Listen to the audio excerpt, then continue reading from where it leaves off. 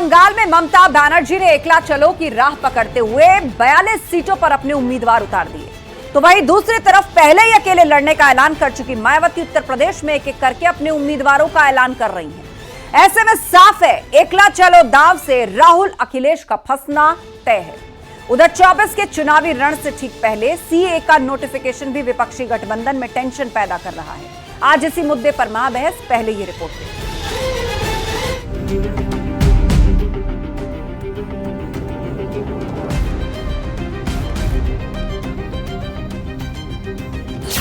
UP में मायावती, बंगाल में ममता, INDIA की चिंता। मायावती का एकला चलो दांव, फंस गए राहुल अखिलेश।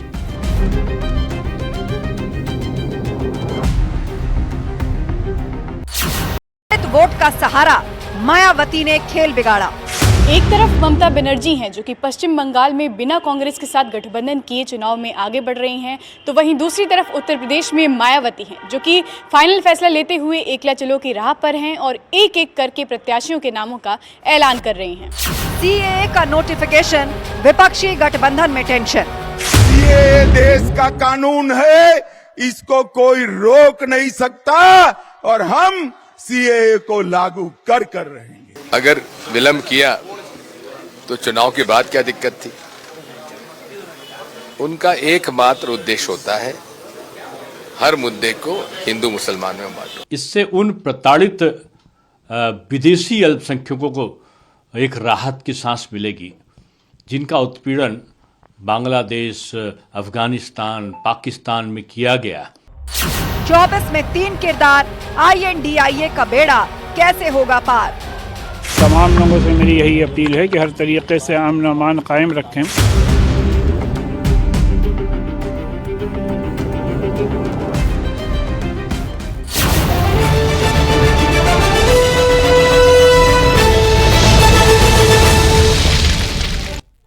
और अब वक्त है महाबहस के सवालों का। एक एक करके वो सवाल आपके सामने जिस पर फोकस है आज की डिबेट। तो सवाल नंबर 1, मायावती ममता बनर्जी ने बढ़ाई आईएनडीआईए की चिंता। ममता बनर्जी 42 कैंडिडेट्स का ऐलान कर दिया। उन्होंने कांग्रेस के बगैर ही चुनाव लड़ रही हैं। मायावती ने भी एक एक करके अपने कैंडिडेट्स उतारने शुरू कर दिए। एकला चलो दांव में फंस गए राहुल अखिलेश। क्या उत्तर प्रदेश के परिप्रेक्ष्य में अगर इसको देखा जाए तो यहां पर बहन जी एक एक करके कैंडिडेट्स का ऐलान कर रही हैं, तो वहीं कांग्रेस और समाजवादी पार्टी के लिए ये कितना बड़ा नुकसान हो सकता है?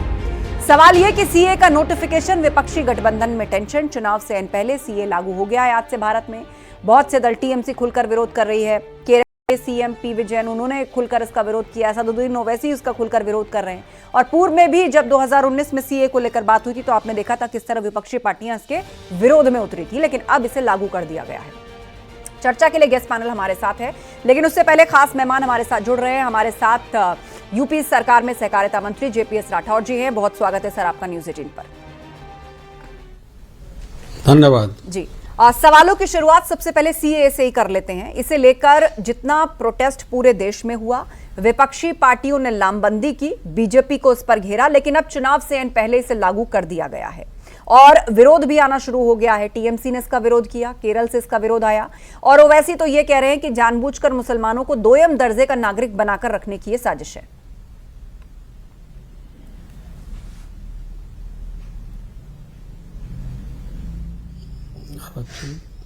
जी, इस पर आप जनता को क्या समझाना चाहेंगे?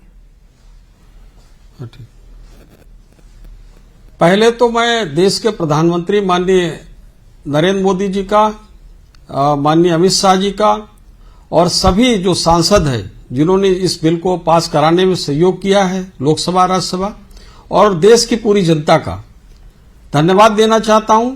मोदी जी का सत सत अभिनंदन करना चाहता हूं जो उन्होंने इतना बड़ा साहसिक निर्णय लेने का काम किया है। और भारत की सभ्यता, संस्कृति रही है कि हम शरणार्थी को अपने गले लगाते हैं, शरणार्थी को हम राहत देने का काम करते हैं। तो हमारी संस्कृति के हिसाब से माननीय प्रधानमंत्री जी ने काम करने का काम किया है। आखिर उन लोगों की क्या गलती है जो उनको तमाम सैकड़ों सालों से सजा मिल रही थी? इन पाकिस्तान में, अफगानिस्तान में, बांग्लादेश में जो अगर अल्पसंख्यक है तो उसको प्रताड़ित किया जा रहा था और मैं ऐसा महान कार्य, जो लोग शरणार्थी होकर हमारे देश में आए, उनको कोई अधिकार नहीं था, वो अपने बच्चों के स्कूलों में एडमिशन नहीं करा सकते थे, कहीं नौकरी नहीं ले सकते थे, कहीं इलाज नहीं करा सकते थे। तमाम ऐसी दुविधाओं को दूर करते हुए देश के यशस्वी प्रधानमंत्री माननीय नरेंद्र मोदी जी ने उनको अपने गले लगाने का काम किया है। जो माननीय प्रधानमंत्री जी से पूछते थे कि आपका परिवार नहीं है, तो देख लीजिए इतने बड़े जो गरीब है, पिछड़ा है, वंचित है, दलित है, वो सब मोदी का परिवार है। तो मोदी जी ने आज अपना परिवार बढ़ाने का निर्णय लिया है। और जो लोग इस बात की बात करते हैं, तो मुझे लगता है कि पूरी चर्चा वार्ता के साथ लगभग 4.5 वर्ष की चर्चा वार्ता हुई विधानसभा, लोकसभा में, राज्यसभा में और उसके बाद जनता में। पूरी चर्चा होने के बाद 4.5 साल बाद सीए लागू हो रहा है। तो इसमें किसी के लिए कोई ऐसी चर्चा की बात नहीं बची है। लेकिन विरोध बात को लेकर भी विपक्षी पार्टियां कर रही हैं, विरोध इस बात को लेकर भी विपक्षी पार्टियां कर रही हैं कि सीए आने के बाद जो शरणार्थी हैं, जैसे पाकिस्तान, अफगानिस्तान या फिर बांग्लादेश समेत, जो उसमें हिंदू हैं, बौद्ध हैं, जैन हैं, ईसाई हैं, पारसी हैं, कि इन सबको नागरिकता मिल पाएगी। इसमें से अल्पसंख्यक मुसलमानों को क्यों अलग रखा गया? कुछ विपक्षी पार्टियां ये भी सवाल खड़े कर रही हैं। अरे भाई, उनके कारण ही तो ये लोग परेशान होकर यहां पर आए। जो उनको पीड़ित कर रहे थे, उनको परेशान कर रहे थे, अब पता चला कि हम उनको भी यहीं बुला लें, तो वो लोग कहेंगे अच्छा चलो तुम हिंदुस्तान, हम तुमको वहां भी ठीक करेंगे। तो वो लोग भी पीछे पीछे आ जाएंगे जो लोग परेशान करने का काम करते थे। तो उन्हीं लोगों को प्रतिबंधित किया है कि जो लोग वहां पर बहुसंख्यक हैं, बांग्लादेश में, पाकिस्तान में, अफगानिस्तान में, वो जब वहां पर बहुसंख्यक हैं तो उनका किसी प्रकार से कोई दमन किसी अन्य उस पे आधार पे, धार्मिक आधार पे नहीं हो सकता है। तो जब उनका नहीं हो सकता तो ऐसे लोगों को हम खुली छूट कैसे दे सकते हैं? हमने केवल उनको खुली छूट दी है जो इन 3 देशों में 6 धर्मों के लोग अल्पसंख्यक समुदाय के हैं, इनको हम यहां पर लाने का काम कर रहे हैं। एक सवाल इसको भी लेकर उठ रहा है कि बहुत सारे, जैसे एग्जाम्पल के तौर पे बांग्लादेश की तरफ से जो घुसपैठी आते हैं, उसमें बहुत से मुस्लिम कम्युनिटी के लोग हैं जो 1 दशक नहीं 2 दशक से भी ज्यादा वक्त आप उठा करके देखें तो अलग अलग शहरों में, अलग अलग राज्यों में एक टेम्परेरी सी बस्तियों में रहते हैं। नाम कुछ और है, नाम बदलकर, पहचान छिपाकर रहते हैं। कोई मुस्लिम है तो समझ लीजिए उसने कोई दस्तावेज भी बना लिया हिंदू नाम से, उसकी भी अब तीसरी पीढ़ी आ चुकी है। तो आखिर सीएए के आने से एक ये भी स्थिति पैदा की जा रही है कि सबको खतरा है या किसी की नागरिकता चली जाएगी, देश में मुसलमानों की नागरिकता को खतरा है। देखिए, देश के किसी भी व्यक्ति को, नागरिकता को कोई खतरा नहीं। जो हमारे देश का नागरिक था वह नागरिक बना रहेगा। हां, अनधिकृत तरीके से अगर कोई इन देशों से व्यक्ति आएगा और जो इस भावना से के साथ आएगा कि भारत में चलो और एक अयाजगाह बनाओ या इसको, तो किसी को इसकी खुली छूट नहीं होगी। उसको बाहर का रास्ता हम दिखाएंगे ही। और जो इस तरीके से अनधिकृत तरीके से आएगा उसके लिए यहां पर कोई जगह नहीं। हमने अपने शरणार्थी भाइयों को यहां पर जगह देने का काम किया, उनकी सुरक्षा, संरक्षा और उनको बराबरी का हक देने का काम कर रहे हैं। पूर्व की सरकारों में ये कहते थे कि मुसलमानों का इस देश के संसाधनों पर पहला अधिकार है। अरे, इस देश के संसाधनों पर गरीबों का पहला अधिकार है, महिलाओं का पहला अधिकार है और जो वंचितों को, पिछड़ों का, इनका पहला अधिकार है। इस तरह से धार्मिक भावनाओं को भड़काकर जो वोट लेना चाहते थे, अब उनकी कलेज खुल गई तो दूसरा आरोप लगाने का काम कर रहे हैं। हम किसी भी स्थिति में बाहर से इस प्रकार के आए हुए लोगों को यहां पर नागरिकता देने का भारतीय जनता पार्टी विरोध करेगी कि अगर इस तरीके के लोग आएंगे तो उनको देश से बाहर निकालने का काम किया जाएगा। बहुत धन्यवाद सर हमारे साथ जुड़ने के लिए और तमाम सवालों का जवाब देने के लिए। तो सबसे बड़ी सच्चाई तो सीए मामले में निकल कर ये आई कि ये किसी की नागरिकता छीनने का कानून नहीं है, ये नागरिकता देने का कानून है। और उसके दायरे में कौन कौन सी कम्युनिटीज आती हैं वो भी हमने आपको बताया और मुस्लिमों से इसका कोई लेना देना नहीं है। फिर भी कुछ विपक्षी दल इसका लगातार विरोध कर रहे हैं। चर्चा के लिए गेस्ट पैनल हमारे साथ है। फराज किदवई जी हैं, समाजवादी पार्टी के प्रवक्ता, प्रियंका गुप्ता जी प्रवक्ता कांग्रेस हमारे बीच में है, प्रोफेसर गंगा सहाय हैं दलित चिंतक, संजय चक्रवर्ती जी हैं नेता टीएमसी, विजय उपाध्याय जी हैं वरिष्ठ पत्रकार। आप सभी मेहमानों का स्वागत है। शुरुआत सबसे पहले संजय चक्रवर्ती जी आप ही से कर रहे हैं क्योंकि सीए आज से लागू हो गया है और उसका विरोध सीधे तौर पर टीएमसी ने किया है। यहां तो नागरिकता देने की बात हो रही है, किसी की नागरिकता जा थोड़ी रही है। देखिए, बासी कड़ी में उबाल है। अचानक जिस समय आचार संहिता लागू होने वाली थी, तो आप ये तो वैसे भी नहीं लागू कर पाएंगे। केवल केवल एक जो है सिर्फ एक तनाव पैदा करने के लिए आपने एक तोहफा दे दिया है मुसलमानों को। जो आज रमजान जिनका शुरू होने वाला है, उनको आपने एक तरीके से एक तोहफा दिया है, इस तरीके से कि आप जो है क्या मतलब त्योहार भी आप ठीक से ना मना पाए। दूसरी बात यह है कि हम कह रहे हैं सीए से आप नागरिकता दे रहे हैं, जो लाखों लोग जो है देश छोड़ करके चले गए, उनका क्या? लाखों लोग देश छोड़कर चले गए, आप उनके बारे में नहीं सोच रहे? वो भी तो हिंदू थे जो यहाँ से जो है पलायन करके चले गए। कुछ लोग तो इजराइल तक चले गए, जबकि वहां पे हालात इतने खराब है, लेकिन जॉब नहीं है, नौकरी नहीं है, वहां जाकर कोई नौकरी करने के लिए चले गए। आप उनके बारे में नहीं सोचते? तीसरी बात अगर सामने अगर आती है कि आप कह रहे हैं कि बांग्लादेश, पाकिस्तान और आपके अफगानिस्तान, तो नेपाल, भूटान और आपके श्रीलंका, इनका क्या इनकी क्या गलती है? वहां हिंदू नहीं रहते क्या? वहां उनके साथ प्रताड़ना नहीं होती? उनका क्यों नहीं सोचा गया? और अमित शाह जी ने खुद ही कहा था कि तमिलनाडु में सीए लागू नहीं होगा। क्यों? तमिलनाडु देश से अलग है क्या कि आप लागू नहीं करेंगे? तो आप एक जैसा कानून तो बनाते नहीं है। आपके पास जो है डिफरेंट तरह के कानून है। सीए लागू करने से पहले आप नॉर्थ ईस्ट में जो है बीजेपी अपने नाम से नहीं करती है, वो एनपीपी के नाम से जो है अपना चुनाव लड़ती है। तो वहां पे भी आप कैसे करेंगे, किस तरीके से करेंगे? विरोध तो वहां पे भी होगा आपका। तो आप पहली चीज जो है अपने ये तो सुधार, ये केवल सिर्फ और सिर्फ प्रोपेगेंडा करना और केवल गाल बजाने से कोई फायदा नहीं होने वाला। और जिसको आप नागरिकता देने की बात करें, वो तो वोट भी नहीं देंगे अभी आपको, तो वोट भी नहीं देंगे ना, उनको क्या फायदा? पहले तो अपने देश में इतनी गरीबी है, इतनी महंगाई है, इतनी भुखमरी है, आपने दो तीन बातें कही। पहली बात ये आपने कहा कि रमजान के वक्त मुसलमानों को ये तोहफा दे दिया। मैं आपसे ये पूछ रही हूँ कि ये मुसलमानों से कैसे जोड़ा है? मुसलमानों से तो कोई लेना देना ही नहीं है इसका। ये तो पाकिस्तान, बांग्लादेश, अफगानिस्तान में जो माइनॉरिटीज हैं, जिनमें हिंदू हैं, सिख, जैन, बौद्ध, ईसाई, पारसी, वो अगर धार्मिक आधार पर है, किसी आधार पर प्रताड़ित हैं, भारत में आके रह रहे हैं, उनको नागरिकता चाहिए, तो ये तो उनसे संबंधित है। इसमें मुसलमान कहां से आ गए? आप लोग क्यों मुसलमान चिल्लाकर इसको जबरदस्ती एक भ्रम की स्थिति को बनाए रखना चाहते हैं? तो फिर हम कह रहे हैं ना केवल 3 देश क्यों? फिर पूरे विश्व में जहां पे हिंदू रहते हैं वहां पे सबको लाना चाहिए, बौद्ध है, सिख है, पूरे विश्व में होना चाहिए ये सारी चीजें। केवल 3 देश का टारगेट क्यों बना रहे हैं आप लोग? तो ये एक सोची समझी रणनीति है, सोची समझी चाल है, और केवल मैं फराज किदवई साहब को लेकर आना चाहूंगी। समाजवादी पार्टी का इस पर क्या स्टैंड है? टीएमसी ने तो खुले तौर पर इसका विरोध किया है और स्पष्ट कर दिया है कि वो उसका विरोध ही करेगी। आधार आपने सुन लिए। समाजवादी पार्टी का सीए को लेकर क्या स्टैंड? क्योंकि 2019 में जब पहली चर्चा हुई थी तो हर तरफ इसको लेकर आंदोलन हुए थे, उग्र आंदोलन हुए थे, और विपक्षी पार्टियां साथ खड़ी थी आंदोलनकारियों के।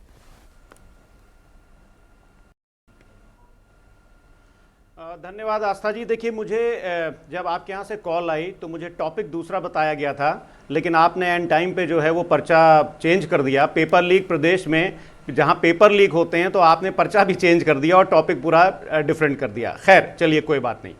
आस्था जी, देखिए, जहाँ तक रही बात सीए की, तो भारतीय जनता पार्टी की अगर आप पिछले 9 या 10 साल में जब से सरकार है तब से आप देखिएगा, चाहे जो भी पैरामीटर आप उठा के देख लीजिए, किसी भी पैरामीटर पर ये कुछ काम नहीं कर पाए हैं। चाहे वो किसानों की प्रॉब्लम हो, चाहे वो महिलाओं की प्रॉब्लम हो, यूथ की प्रॉब्लम हो, अनएम्प्लॉयमेंट हो, इन्फ्लेशन हो, पेट्रोल डीजल की बढ़ती कीमतें हो, एजुकेशन लेवल पे हो, माल न्यूट्रिशन पे हो, फीमेल मोर्टेलिटी रेट का मामला हो, कुछ भी मामला हो, हर पैरामीटर पर भारतीय जनता पार्टी एक सुपर डुपर फ्लॉप गवर्नमेंट रही है।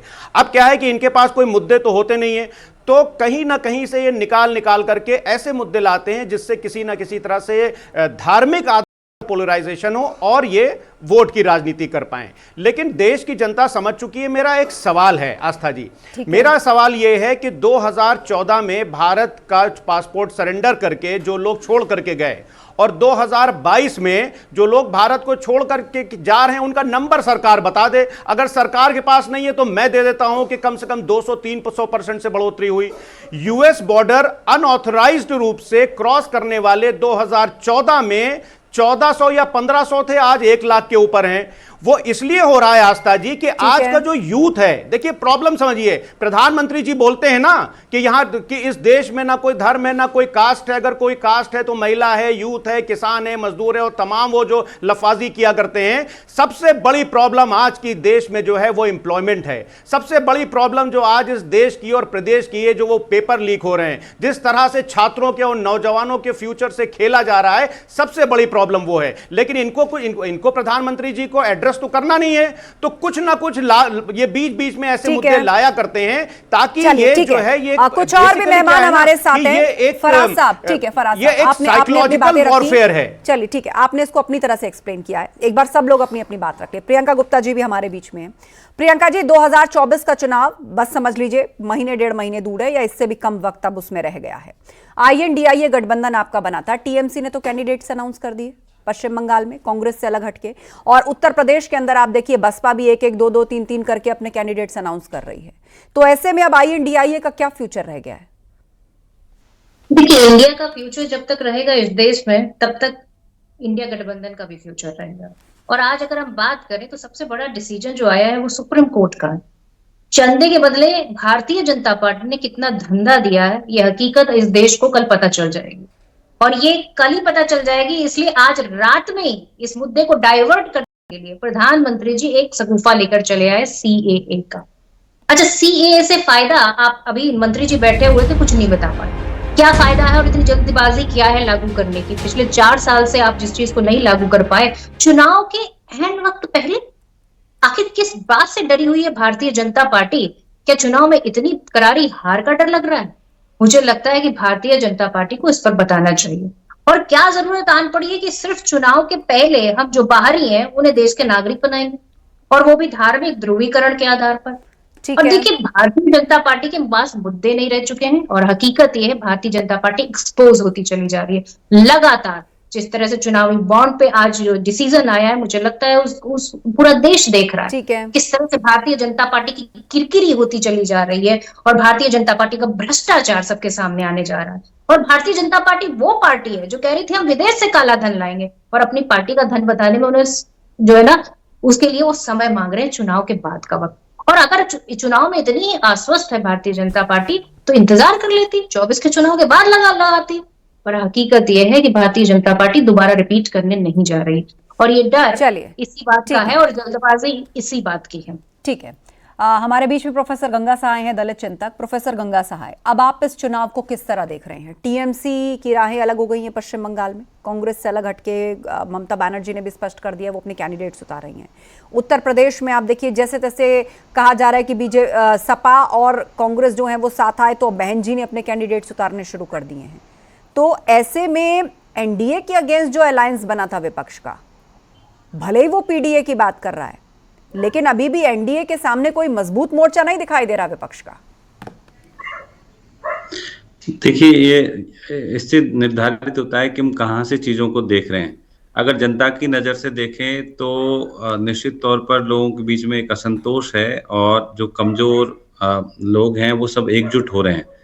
अब उनके नेतृत्व करने वाले लोग हैं, उनके बीच में कितनी एकता है ये भी महत्वपूर्ण है निश्चित तौर पर चुनाव के लिए।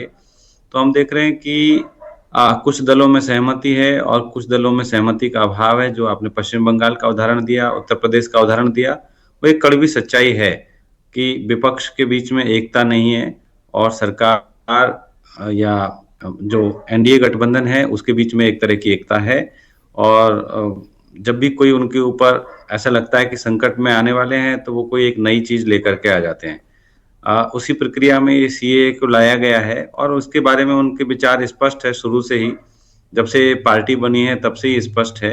उनका एक भारत का एक विजन है कि भारत को वो एक हिंदू राष्ट्र बनाना चाहते हैं, या कम से कम हिंदुओं के वर्चस्व वाला राष्ट्र बनाना चाहते हैं। और उसी दिशा में वो जब भी सत्ता में आते हैं, जहां पर जितनी सत्ता में आते हैं उस में काम करते हैं, और उसी दिशा में एक कदम उन्होंने उठाया है, क्योंकि वो स्पष्ट है कि हमको किसके वोट चाहिए और किसके वोट नहीं मिलेंगे तो कोई फर्क नहीं पड़ेगा। तो वो बहुसंख्यक हिंदुओं के वोट को आकर्षित करने के लिए, उनको ध्रुवीकरण करने के लिए उन्होंने एक कदम उठाया, और मेरे ख्याल से इसमें उनको निश्चित तौर पर लाभ मिलेगा। ठीक है, विजय उपाध्याय जी हमारे बीच में। विजय उपाध्याय जी, अगर बहन जी की बात की जाए तो उनके पास दोनों विकल्प हैं। एनडीए भी कहीं ना कहीं चाहती है कि बहन जी उनके साथ आ जाए, और आईएनडीआईए यानी कांग्रेस भी इसी कोशिश में, इस तरह की खबरें आई थी कि बहन जी उनके साथ आ जाए। लेकिन अब वो, जैसा उन्होंने कहा है कि वो किसी के साथ नहीं है, वो इंडिविजुअली चुनाव लड़ेंगी, अब वो कैंडिडेट्स उतारने शुरू कर चुकी हैं। अब ऐसे में किसका नुकसान बढ़ा है?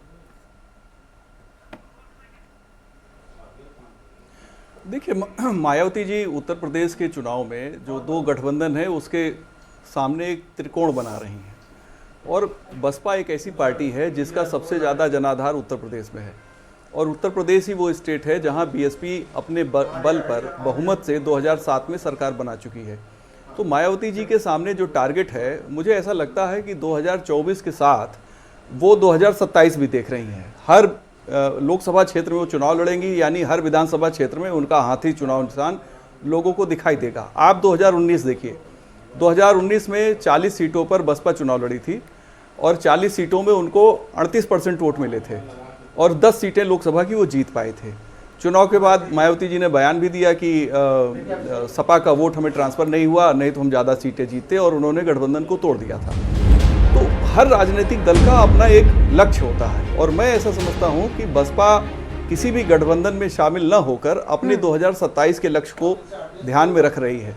क्योंकि अगर आप समाजवादी पार्टी देखिए, जो 37 सीटों पर चुनाव लड़ी थी, उनको चूंकि अच्छी सीटें उन्होंने बसपा को दे दिया था, इसलिए उनका वोट परसेंटेज 35% आया था उन 37 सीटों पर, और कुल 80-85 विधानसभा क्षेत्रों में ही उनका सिंबल साइकिल था। उस हिसाब से देखें तो 111 सीटें ही जीत पाए 2022 में। तो अगर आप लोकसभा चुनाव में सभी क्षेत्रों में अपना सिंबल नहीं पहुंचाते हैं, या आपके कार्यकर्ता सक्रिय नहीं होते हैं, या आपके उम्मीदवार नहीं होते हैं, तो आपको विधानसभा चुनाव में उसका नुकसान हो सकता है, इस बात की संभावना रहती है। तो शायद मायावती जी के कैलकुलेशन में 2027 है, चूंकि उनको एक नई पीढ़ी को भी वो राजनीति में ले आई, अपने भतीजे को। और उत्तर प्रदेश में जो दलित समाज है, शेड्यूल कास्ट शेड्यूल ट्राइब, वो 21.5% है। 2022 के विधानसभा चुनाव में मायावती जी को कुल वोट मिले 12.8%, 12.8% वोट मिले थे। तो शायद मायावती जी अपने जनाधार को बढ़ाना चाहती हैं, अपने जो उनके संगठन है उसको लगातार सक्रिय रखना चाहती हैं, उसको मजबूत करना चाहती हैं। तो उनका मकसद केंद्र की सरकार में हस्तक्षेप हो, इससे ज़्यादा उत्तर प्रदेश की 2027 की विधानसभा चुनाव में मजबूती से वो चुनाव लड़ें और अच्छी सीटें जीत के आएँ, ये ज़्यादा है। दूसरी बात, 2004 में समाजवादी पार्टी उत्तर प्रदेश से 38 सीट जीते थी, यूपीए की सरकार बनी थी, लेकिन उस सरकार में कोई भागीदारी समाजवादी पार्टी की नहीं थी। जब कम्युनिस्ट पार्टी ने समर्थन वापस लिया, तब मुलायम सिंह की जरूरत पड़ी और मुलायम सिंह जी उसको बाहर से उन्होंने सपोर्ट किया, लेकिन उसका कोई बेनिफिट समाजवादी पार्टी को नहीं मिला।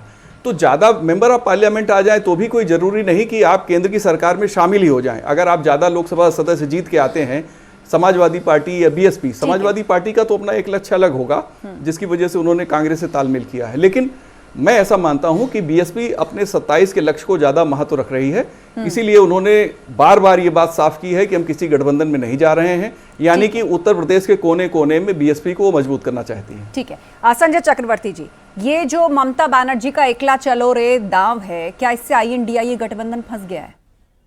नहीं, बिल्कुल नहीं। पहली बात, इंडिया गठबंधन में हम थे, हैं और रहेंगे। इंडिया गठबंधन से कांग्रेस के साथ हमारा कोई किसी भी तरह के, क्योंकि इंडिया गठबंधन कांग्रेस ने नहीं बनाया। इंडिया गठबंधन हम लोग करीब 27 दलों ने मिलकर के बनाया हुआ था। तो ये इसमें केवल समझौता होना था, जो किसी कारण नहीं हो पाया। और अभी भी उम्मीद है कि कहीं ना कहीं को उम्मीद बचती है, भले ही प्रत्याशी डिक्लेयर कर दिए गए हो, लेकिन हम तो अभी भी कहते हैं कि अभी भी उम्मीद है। लेकिन इस गठबंधन के ऊपर जो सबसे बड़ा फांस है वो है अधीर रंजन चौधरी जी। अधीर रंजन चौधरी जी जो बीजेपी के हाथों में गेम खेल रहे हैं, जिस तरीके से आचार्य प्रमोद महाजन जी खेल रहे थे, उसी तरीके से प्रमोद कृष्णन जी खेल रहे थे, उसी तरीके से अधीर रंजन चौधरी जी बीजेपी के कार्ड खेल रहे हैं। तो वो कोशिश भी इनकी यही है कि किसी भी तरीके से कांग्रेस के साथ जो गठबंधन है वो गठबंधन ना बने। तो अब आज अधीर रंजन चौधरी खुद फंस गए हैं। अब चूंकि हमने उन लोग यहाँ पे यूसुफ पठान जी को खड़ा कर दिया, और अधीर रंजन चौधरी इस समय जो है परेशान है, क्योंकि उनकी सीट तो अब जाती चली गई, अब वो नहीं जीत सकते, बहरामपुर से तो फिलहाल नहीं जीत सकते। और कांग्रेस को अब अपना कम से कम स्टैंड लेना चाहिए, कड़ा स्टैंड लेना चाहिए कि ऐसे जो लोग हैं जो पार्टी को नुकसान कर रहे हैं, बहुत देर कर दिया आचार्य प्रमोद कृष्णन जी को बाहर निकालने में, उसी तरह से अधीर रंजन चौधरी भी लगातार जो है पार्टी को नुकसान पहुंचा रहे हैं, उन पे कार्रवाई करें और ममता दीदी के साथ आगे बढ़ करके बातचीत करें। जब बातचीत करेंगे तो फराज किदवई जी को लाना चाहूंगी। फराज किदवई जी, INDIA गठबंधन से जिस तरह सुर कि कांग्रेस में कौन नुकसान कर रहा है गठबंधन का, उसके लिए उठ रहे हैं, इसके लिए क्यों नहीं उठते कि जो सनातन धर्म और हिंदू देवी देवताओं को लेकर DMK या ऐसी कई पार्टी के नेताओं ने जो अनर्गल बयानबाजी की, उसके बाद आपने कई राज्यों के विधानसभा चुनाव भी देखे और जनता की नाराजगी भी देखी, उन पर कार्रवाई होनी चाहिए, यह प्रस्ताव कभी आता है क्या INDIA के अंदर? देखिए आस्था जी, मैं समाजवादी पार्टी को रिप्रेजेंट करता हूं, समाजवादी पार्टी के बारे में ही मैं ऑफिशियली कुछ बोल सकता हूं। अभी विजय जी ने एक बहुत सही बात बोली, मैं इसी को लिंक कर रहा हूं। विजय जी ने बोला कि समाजवादी पार्टी को बेनिफिट नहीं मिला। सही बोल रहे हैं कि समाजवादी पार्टी जो है वो अपने बेनिफिट के लिए लड़ाई नहीं करती है। समाजवादी पार्टी जो है वो देश के बेनिफिट के लिए, प्रदेश के बेनिफिट के लिए और PDA के बेनिफिट के लिए लड़ाई लड़ती है। अब बात कर लेते हैं आस्था जी, बस 10 सेकंड दे दिया, बात कर लेते हैं बहन जी की। देखिए माननीय बहन जी को ये डिसाइड करने का उत्तर प्रदेश में कि वो बाबा साहब डॉक्टर भीमराव अंबेडकर के दिए हुए संविधान को जो लोग बचाना चाह रहे हैं उनका साथ देंगे आगामी चुनाव में जो अभी होने वाले हैं 1.5 महीने बाद, या उन लोगों का देंगे जो संविधान को खत्म करना चाहते हैं और संविधान को बदलना चाहते हैं। ठीक है, आप सभी लोगों की अपनी अपनी दलीलें हैं, अपने अपने तर्क हैं, लेकिन बड़ी बात यह है कि जनता के बीच में जब आप लोग ये सब कुछ लेकर के जाएंगे तो आखिर जनता इसे किस प्रकार से लेती है? क्योंकि एक तरफ बंगाल में ममता बनर्जी ने एकला चलो की राह पकड़ी है, 42 सीटों पर अपने कैंडिडेट्स उतार दिए हैं, तो दूसरी तरफ पहले ही अकेले लड़ने का ऐलान कर चुकी मायावती उत्तर प्रदेश में एक एक करके अपने उम्मीदवारों को घोषित कर रही हैं। तो ऐसे में एक बात तो साफ है कि ये जो एकला चलो रे दांव है उससे उत्तर प्रदेश के अंदर राहुल अखिलेश का फंसना तय है और CAA का नोटिफिकेशन आ जाने के बाद विपक्षी गठबंधन में भी टेंशन का माहौल है। मां बहस में इतना ही, खबरें लगातार जारी हैं, आप बने रहिए हमारे साथ।